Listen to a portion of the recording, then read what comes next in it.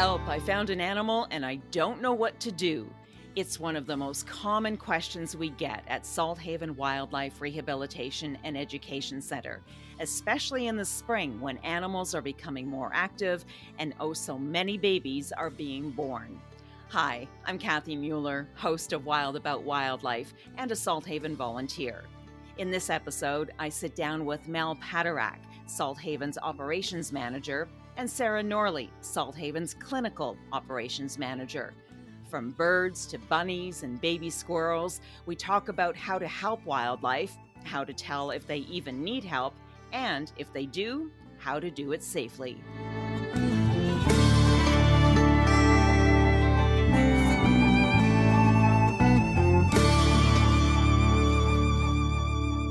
All right, thanks so much, Mel and Sarah, for joining me today. So spring has sprung, busy time of year for Salthaven.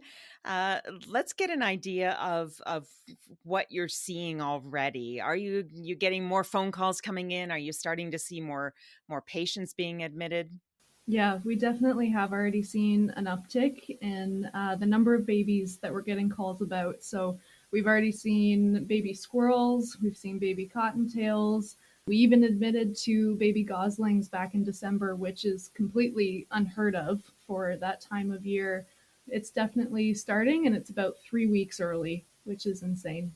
Yeah, so any idea what's behind that? What's causing it? We did have a really warm winter this year. Yeah, that would be most likely what's attributing to it. That warm climate. We're getting our migratory species coming back early. We have a duck that likes to come and lay her eggs here every season, and she's back already, which again is super early. And normally, where she nests underneath the brush in the garden, it hasn't even grown in to fill in yet. So she's here before that nesting habitat is even ready. So the animals, I think we talked about it in an earlier episode, right? That humans go by what the clock, the calendar, and but animals, they're just tuned into what the weather is doing. Yeah, they go by the external cues, and their biology tells them, when it's time to come based on those external cues. And, we turn the calendar page and we see the first day of spring, and that's what we go by, but not nature, not the animals. What are some of the most common questions that you get around this time of year that someone has found an animal and they think that it needs help? And what are some of the most common kind of questions that you're getting? It's mostly babies. People are finding nests. People are finding baby squirrels that have fallen out of a tree and just laying on the ground, out of their nest, or baby birds. Basically, it's just walking them through the steps of what they should do next. And that can be different in every single scenario. So it's hard to kind of pinpoint exactly what you should do. It really depends on the species, the scenario, if they're injured, if the parents are even still around. So we do try and get as much information before we go from there, basically. And to add on to that, to Sarah's point, it is baby season, but before we have baby season, we have mating season. Mm-hmm. So right now, one of the really common calls that we're getting are for Canada geese who are straying further from the river and the ponds and the streams, and they're coming into areas that are more occupied by people, like our parking lots.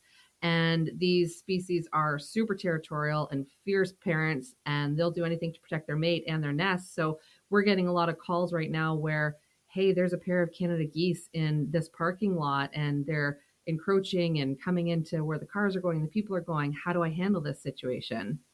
Okay, so Sarah, you were mentioning that, basically there's no one-stop method for everybody, that not all wildlife should be handled the same way, and we'll run through a variety of animals. But first, I guess let's talk about the safety aspect, because that's got to be foremost, right? As what's your advice in general about handling wildlife that might need our help? Yeah, in general, I mean, always proceed with caution, of course. So always taking those safety precautions, like wearing gloves, if it's like nitrile rubber gloves, even if you go grab your kitchen gloves, something to protect your hands. Then also washing your hands after if you do end up handling them, or more protective gloves, if it's a more dangerous species, like a raptor or something like that. And then also putting the animal safety ahead too, because they could end up injuring themselves even further if you're not properly handling them. So what we always recommend is warm, dark, and quiet. So if you can get that animal safely into some kind of box, usually with like a blanket or towel in the bottom, just so they're not injuring themselves any further, and then just placing the box in a warm, dark, and quiet environment. So, if you have a back room or a bathroom that you can just shut, turn off the lights, keep it away from kids, pets, music, any kind of external noise that's going to stress them out. That's what we recommend. And then no food or water. If they are stressed or if they're shocked, they probably won't be metabolizing food or water very well. So we do recommend no food or water, just to make sure that they can put all their energy into just continuing to thermoregulate and just surviving basically until we can get them into our care. And they may not even have a swallow reflex too. So if you do offer them food or water, they may be so depleted that they can't actually swallow that down and could aspirate or choke. And then I know some people, and everybody is approaching this right out of the goodness of their heart, and they're trying to do what they feel is best for the animal. And some people I've heard will want to give it milk, and I'm assuming that's a no-go as well. Absolutely. That's a no-no in our books. Yeah, we at Salthaven, we use a specialized formula for wildlife for specific species. So we do order that in specially for each of our species. We have one for squirrels, we have one for possums, one for cottontails. So most of those websites online that recommend using cow's milk or puppy formula, those can end up doing more harm than good. So we don't recommend using any of those things because it's not what they're used to. Their GI tracts can be quite finicky, and that can end up, causing more harm than good. And like Mel mentioned, we don't need these little guys. They're already in, suffering a little bit, and we don't want them also choking as we're trying to help them. Okay, so let's talk specifically about some of the different wildlife and then the steps that people should be taking. So one of the most common ones at this time of year is baby birds, and they have, fallen out of the nest, or yeah, they're taking their first teenage steps to get out of the nest, and they haven't quite mastered the art of flying yet, but that's all part of the process. So what do you do if you have found your normal songbird, your robin, your blue jay, your cardinal? Well, you raised a couple really good points there too. Before we bring an animal in, we want to make sure that we are rescuing and not abducting. So we want to make sure that this animal actually does need to be rescued. So we recommend when somebody discovers any animal, take a photo or a video and actually call us. And then we can advise specifically on that scenario. So, we'll get you to send us a text with that photo or that video. But you mentioned baby birds or songbirds. Fledgling birds will actually leave the nest 4 or 5 days before they can fly. And you'll see them hopping around on the ground and they're trying to figure out how to find food. You might notice if you watch long enough, mom and dad are coming back and actually still feeding to them. So in that situation, that's not a bird that needs to be rescued. But if you notice a wing is hanging low or it's limping or its head looks maybe like it's off to the side, those are situations where we would recommend getting a photo and bringing it into us. And we would say to collect it carefully. Sometimes you could put a towel over top of it and scoop it up in that towel. And then Sarah's advice earlier, warm, dark, and quiet. Put it into a box that has a lid that can close, maybe a towel in the bottom, and somewhere like your bathroom away from your pets and your people and other sounds that would stress it out. But the idea would be remembering that birds are very fragile. So just gently handling it with, maybe a towel over top or just scooping it up carefully from side to side. And then like birds flying into windows is a common thing during the warmer months, and they just don't see them, right? They think they can fly right through them. So I get this at the cottage sometimes too. You hear this thunk and it's like, and you go and look and there's the poor little robin or something there. How do you know what to do in that instance, whether it actually will recover and, get its faculties back together in 5 or 10 minutes, or whether it actually needs to go into a rehab center? That's a great question because there actually has been some recent research done on these specific scenarios. In the past, we would tell people to wait an hour and see if they take off, because often they would. And it was the thinking at the time that they would kind of get their bearings back. Sometimes they were just stunned, and that could still be the case, but more recently we have updated our protocols with this updated research and basically taking in every single window strike. Recent research has said that these symptoms of head trauma can still appear up to 48 hours later. So even if they do take off, they could still end up not doing very well in the wild if these symptoms do appear again. So basically, we have been bringing in all window strikes into our facility, treating them as a head trauma. So they would receive anti-inflammatories, be confined in an enclosure, make sure that they're not going to hurt themselves any further. And it proved right. Basically, we have actually had a couple patients in recently that, sure enough, over 24, 48 hours later, those symptoms start to appear. And we were glad that we ended up taking them in. So if a bird hits your window, try and scoop it up as soon as you can and give us a call. Okay, yeah, I was thinking like concussion protocol almost, like for humans in sports or something, right? Exactly. All right, you mentioned baby squirrels. You're already seeing baby squirrels. So, what's the process for handling a baby squirrel? So baby squirrels, we often like to try, if we can, to get them back with mom. The best thing for these animals when they're really young, especially, is to go back with mom and dad. So we'll often advise our callers, if it's appropriate, to try to get mom to take them to come back and get the babies. So even if one nest was destroyed, they often have other nests as well.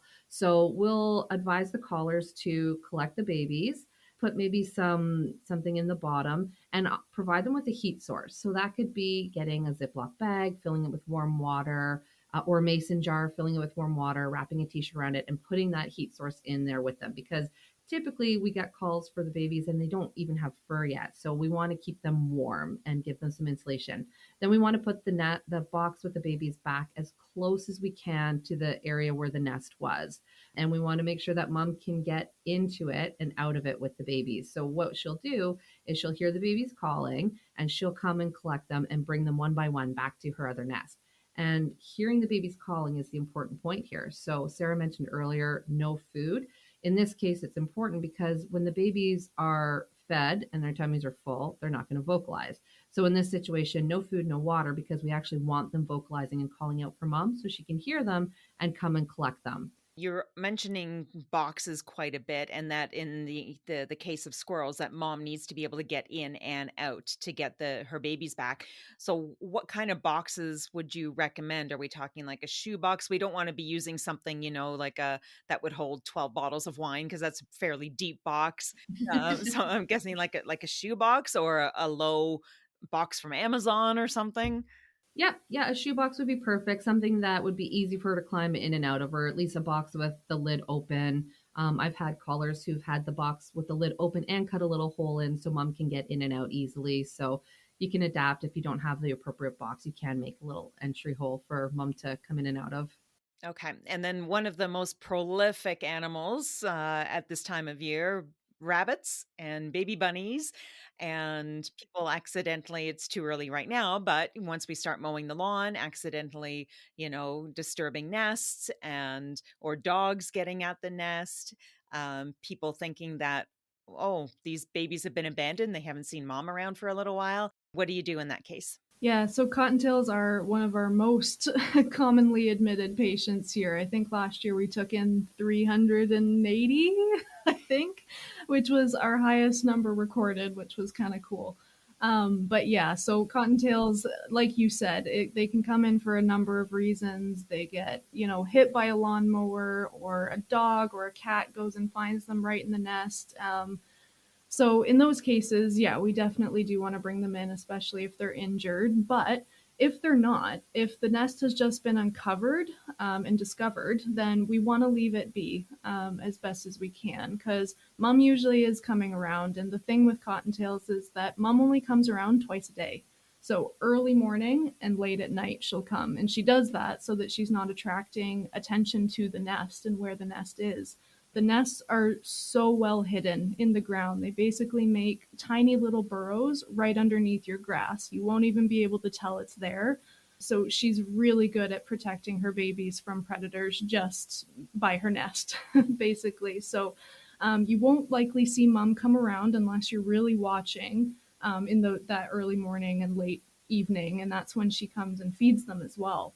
So yeah, basically we want to, if the nest is just disturbed, you try and cover them back up as much as possible. Usually there's some nesting material. Mom will kind of take some of her really fluffy fur off of her belly and place that on top. So that's one way you can tell that's where the nest is. So if we can put that back on top, leave them be, that's the best case scenario for them. But yeah, like you said, in those scenarios where they are injured or if they're caught by a dog or a cat, then definitely we want to bring them in. There have also been some studies done on dogs and cats catching small animals like that, and there can be such tiny, tiny little punctures from cat and dog mouths that you can barely even see them. So we still want to treat them basically prophylactically for any kind of infections, any kind of internal bruising. So we do want to monitor them if we know that that has been the case. And then obviously with babies of any kind, right? Mom is going to be not that far away in general. Is there any risk while you think that, hey, I'm rescuing this baby that might need help, that mom is going to get involved and try and stop that rescue? I guess it would depend on the species, really. I know there's people typically think that if you're touching them, then your scent might deter mom from coming back to care for them. That typically isn't the case unless you're wearing really strong perfumes. Birds, for example, have really small olfactory glands, so they don't smell well. So, in that case, your scent isn't going to be a deterrent, but sometimes your presence might be a deterrent as a stressful indicator to mom to be like, okay, there's predation here. I'm not going to come back. So it can sometimes be a cause to abandon the nest, but if you're careful and you don't spend too much time and you watch from a distance, then typically you should be okay. There are some defensive species, like we talked about Canada geese earlier, where if you go near that nest, they are coming. So you want to be fast and quick in that scenario, but typically they're more afraid of us than we are of them, unless it's, that unique example with a really territorial species.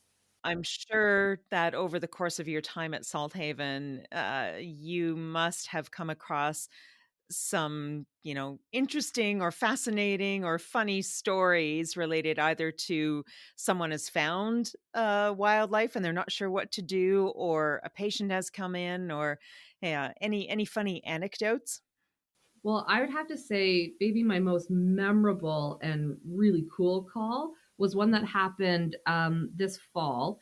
We got a call from somebody who had two bald eagles land on their property after they got talon locked together, spiraled through the sky, and landed on the ground, but were still locked together. So I immediately was like, okay, let's go, let's do this. And I started collecting stuff up, like getting crates and nets and gloves. And Brian, I was like, I need assistance. So Brian and I partnered and we hopped in the critter cruiser and we went to help in this situation. There was a few adults there, and by the time we got there, they actually, I don't know how, got these birds unlatched already from their talons.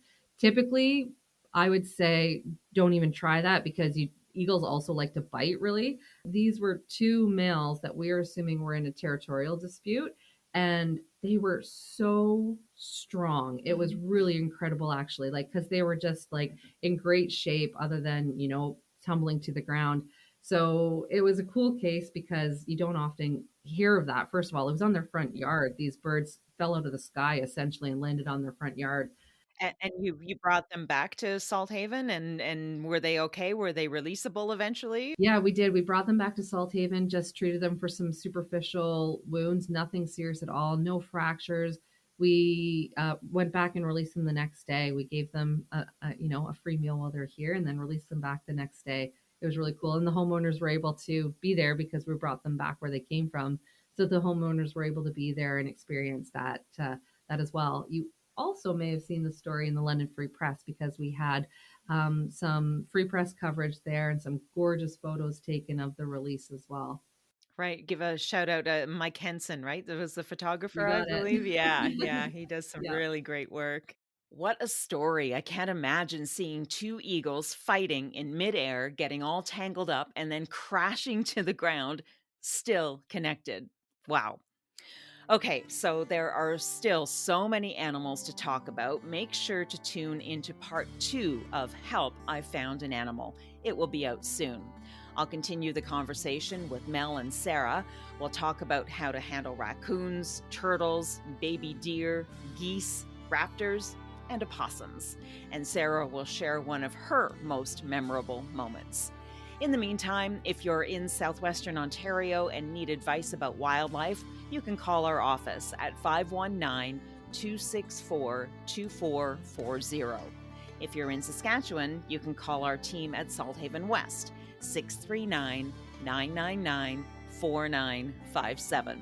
We also have a lot of information, including videos, on our website. Visit salthaven.org and click on the Found an Animal tab. If you enjoyed this episode of Wild About Wildlife, please leave a review or a comment. Your support can help us raise awareness about Canadian wildlife.